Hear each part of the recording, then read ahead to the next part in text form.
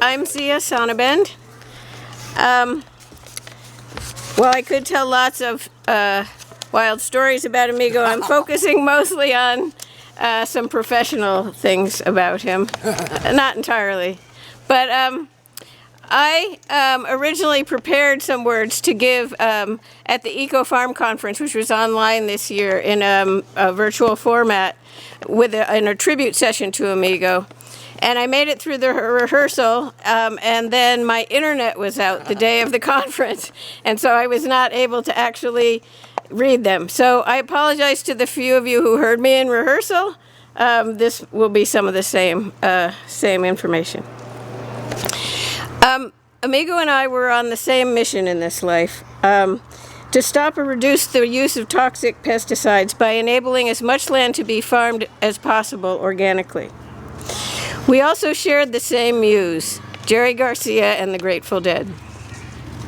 I hadn't realized this yet when I first met him, which was in the fall of 1982, after my first season farming at Circle I Farm in Tehama County, when we made enough money to at least buy a little fertilizer for the next year. So we drove down to Peaceful Valley Farm Supply to get some fertilizer.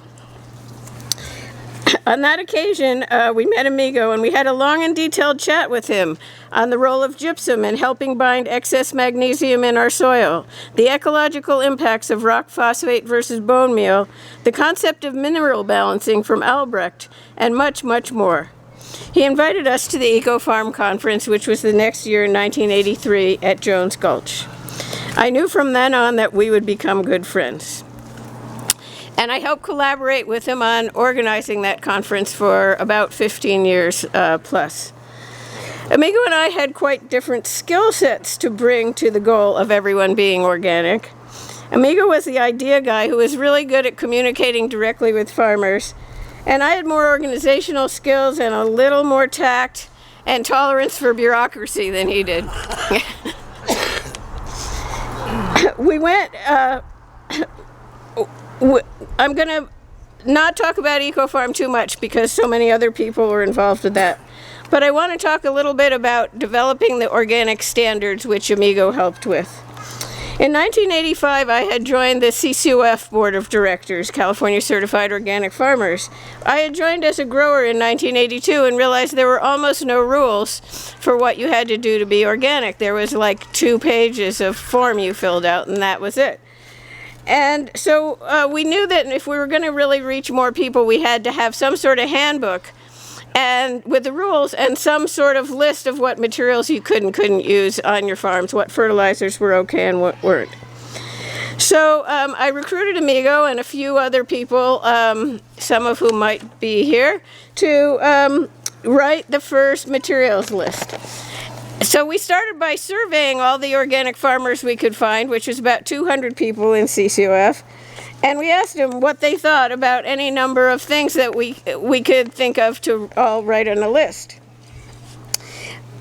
We then got together throughout 1986 to help assimilate that input from members and created the first materials list along with the first CCOF handbook that was published in 1987. Amigo had been involved in the early days of CCOF, also in 73, I think, right? 73, when he and David Katz had met with Barney Brickman, Cal Slewing, Cy Weissman, and a few others to start the organization that was sponsored by Rodale Organic Gardening and Farming magazine called California Certified Organic Farmers. Amigo and David then went back to farming and let the other guys take over the organizational work. In the days before the internet, we didn't really have computers. In fact, Amigo was vigorously opposed to computers back then. And so we had in-person meetings, and then we typed stuff on typewriters. And Xerox machines had just come in, so we didn't have to mimeograph anymore. But we had long meetings to ask ourselves the important questions about what the repercussions were of using a certain fertilizer or pest control. And in the process of it, we realized that there was a difference between a generic material such as bone meal versus a brand name material such as super duper bone meal, and that there might be additional additives in a brand name product that weren't in the generic. So, not to bore you by too much detail, but we went on to start a brand name materials list and we realized that people would pay for the service of having their brand name material on this list. So we started charging them, and we actually made money in CCOF doing this.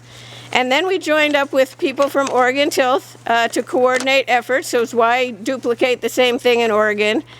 And then that later spun off in the 90s to an organization called OMRI, Organic Materials Review Institute, which Amigo was on the advisory council for until near his final days.